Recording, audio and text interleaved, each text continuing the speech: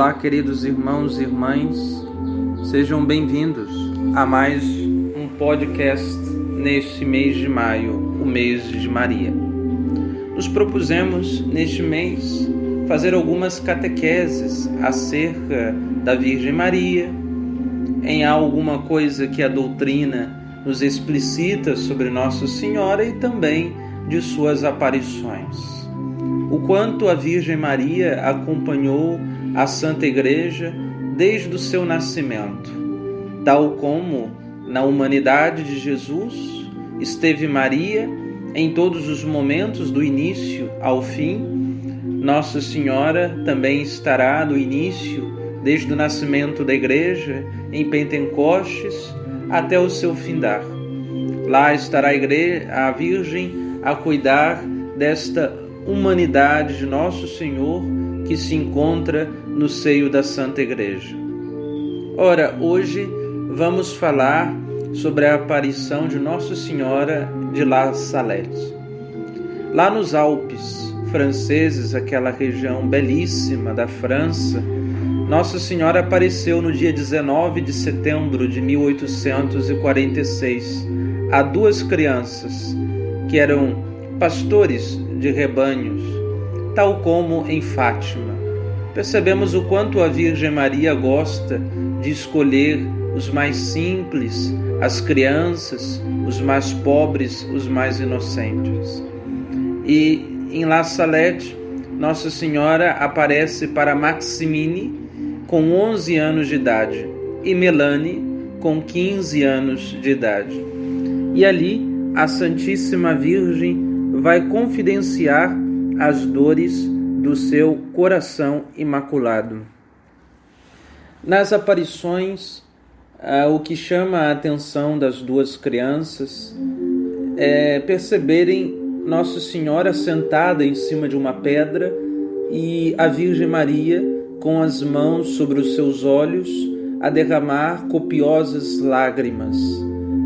E durante as aparições, Nossa Senhora começa a confidenciar as dores, os sofrimentos que a Virgem Maria assim passa ao ver tantas almas se perderem nas chamas do inferno. E o quanto Nosso Senhor está por demais abandonado. Então, o centro das mensagens da Santíssima Virgem Maria, as crianças, serão os sacerdotes.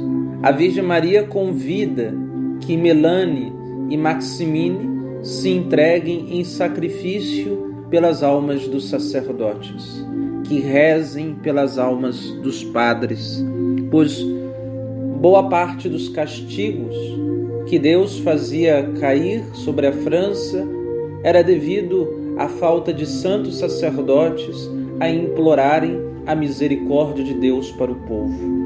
E Nossa Senhora mostrava tantos castigos que também ainda haveriam de cair sobre a humanidade, pela falta de conversão dos padres. E a Virgem Maria convidava aquelas crianças, como convida hoje a mim e a você, a rezarmos por todos os padres e sacerdotes do mundo inteiro, ao Santo Padre, a todos os bispos da Santa Igreja e a todos os ministros, os sacerdotes, para que sejam sustentados pelo dom sobrenatural da fé e pela fé consigam amar a Deus acima de todas as coisas e não dividirem o seu coração sacerdotal com mais ninguém a não ser com nosso Senhor Jesus Cristo presente no sacrário. O sacerdócio foi feito por causa de Jesus Cristo, apenas por Ele e por causa dele. Por isso, a única mulher que pode entrar no coração de um padre deveria ser a Santíssima Virgem Maria. O coração do sacerdote é todo de Jesus e todo da Santíssima Virgem Maria. Mas sabemos os grandes ataques do demônio contra os ministros de Deus. Nosso Senhor mesmo, nas vésperas da sua morte, disse a São Pedro que o demônio havia reclamado a alma de Pedro. Satanás queria a perdição daquele que foi eleito como o sucessor, aquele que deveria suceder a nosso Senhor Jesus Cristo nesta terra, no governo da Santa Igreja, o Santo Padre. E Jesus diz a Pedro que rezou por ele para que não caísse nas mãos do demônio. Tal como Satanás reclamou a alma de Judas, e assim obteve, pois Judas obstinadamente seguiu os impulsos da carne e não abriu-se àquelas forças da caridade que brotavam do coração santíssimo de nosso Senhor Jesus Cristo. E feliz foi aquele bom padre chamado São João, que inclinou a sua cabeça no peito de Jesus para ouvir de sua intimidade, para ouvir o som que emanava do coração de Jesus, aquelas batidas que como que provocavam o coração de João a amá-lo ainda mais. Porque João inclinou-se sobre o coração de Jesus, teve a fidelidade de acompanhar a Santíssima Virgem a caminho do Calvário. Se nós inclinarmos os nossos ouvidos ao coração de Jesus, escondido na divina Eucaristia, sem dúvida, nosso Senhor fará com que perseveremos diante dos nossos sofrimentos e do Calvário de nossas vidas, e teremos a companhia da Santíssima Virgem, aquela que sempre escutou o coração de Jesus e a sua vontade. Como disse o Evangelho de São Lucas, ela guardava todas as coisas em seu coração.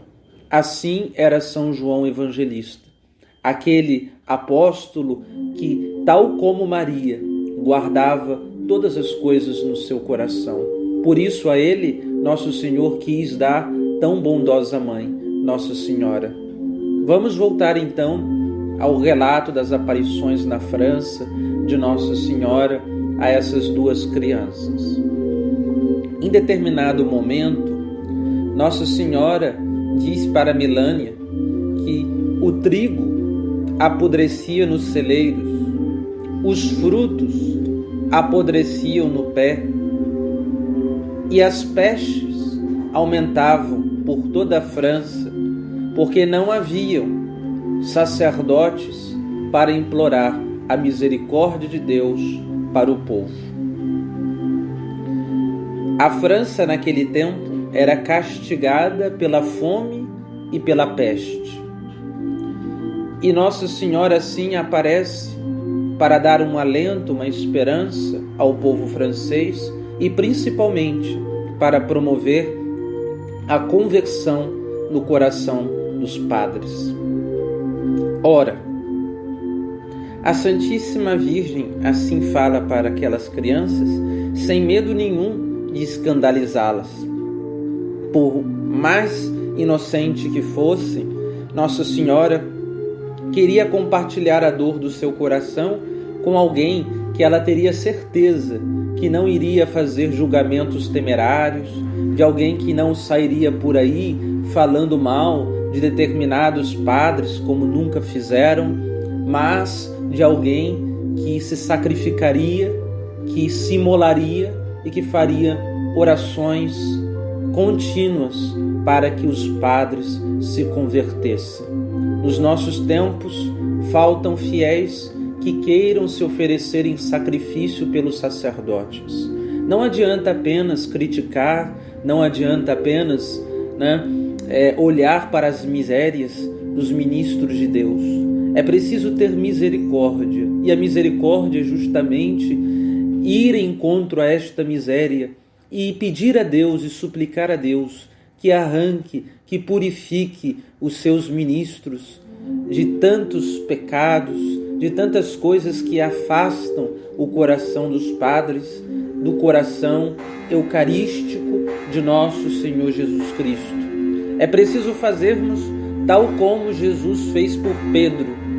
Pedro não apostatou, Pedro não caiu como Judas, porque obteve a fortaleza das orações de nosso Senhor Jesus Cristo. Porque Jesus rezou por ele, e por isso Pedro, mesmo caindo, levanta-se.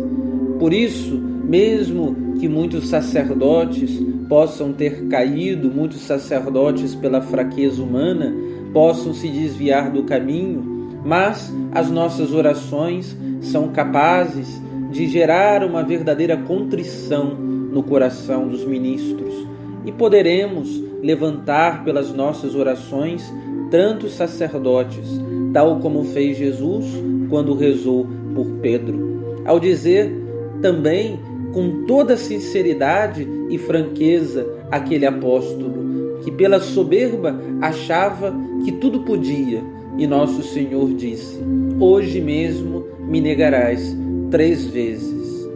Nosso Senhor conhece muito mais a nós do que nós mesmos nos conhecemos.